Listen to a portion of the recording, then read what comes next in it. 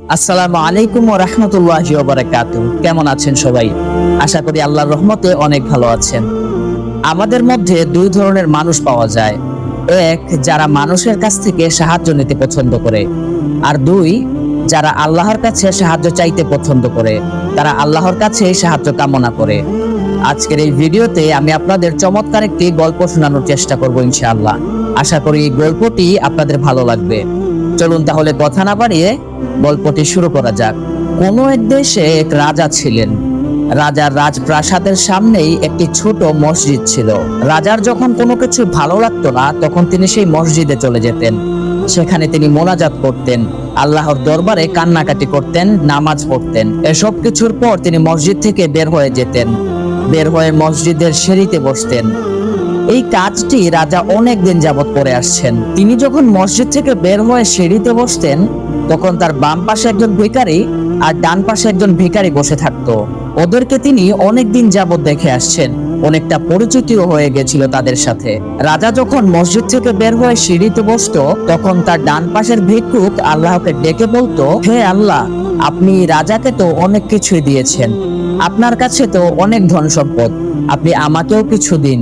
ওই ভিক্ষুক সবসময় ওই রাজাকে দেখিয়ে আল্লাহর কাছে চাইতেন, আল্লাহকে বলতেন, আল্লাহ তুমি আমাকে দাও, আল্লাহ তুমি আমাকে কেন দিচ্ছ না। ঠিক একইভাবে রাজার বাম পাশে যে ভিক্ষুকটি থাকতো, সেও বলতো, রাজা মশাই, আপনাকে তো আল্লাহ অনেক কিছু দিয়েছেন, আপনার তো অনেক ধন সম্পদ, আল্লাহ তো আপনাকে অনেক অর্থবিত্ত দিয়েছেন, তার থেকে আপনি আমাকেও কিছু দান করুন। রাজা প্রতিদিন তাদের এই কথাগুলো শুনতেন আর চুপচাপ রাজপ্রাসাদে চলে যেতেন। এভাবে অনেক দিন চলতে লাগলো। একদিন রাজা সিদ্ধান্ত নিলেন এবং মনে মনে ভাবলেন, ওদের জন্য আসলেই কিছু করা দরকার। তিনি রাজপ্রাসাদে চলে গেলেন এবং তার মন্ত্রীকে ডাকলেন এবং সমস্ত ঘটনা খুলে বললেন এবং বললেন কি করা যায় আসলে তাদের জন্য, তাদের কার জন্য কি করা যায়।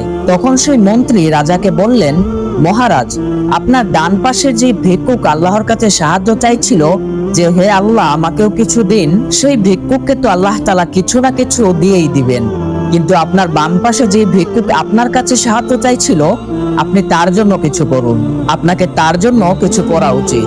তখন রাজা বললেন, ঠিক আছে, তাহলে তার জন্য কি করা যায় বলতো।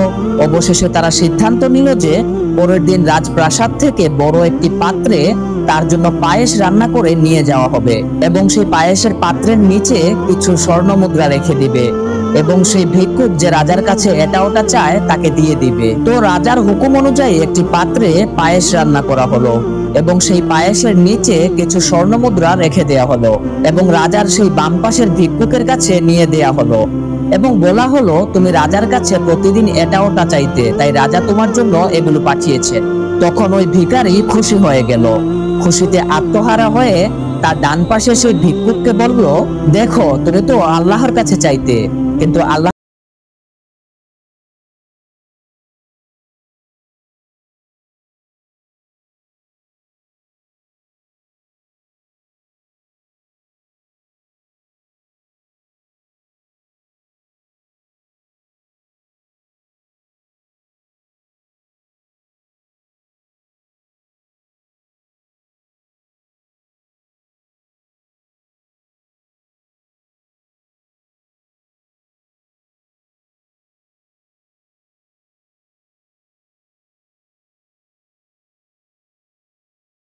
বাকি ছিল এবং ওই পায়েসগুলোর নিচেই রাখা ছিল স্বর্ণ মুদ্রা। হঠাৎ সে লক্ষ্য করে সেই স্বর্ণ মুদ্রাগুলো দেখে সে খুশিতে আত্মহারা হয়ে গেল।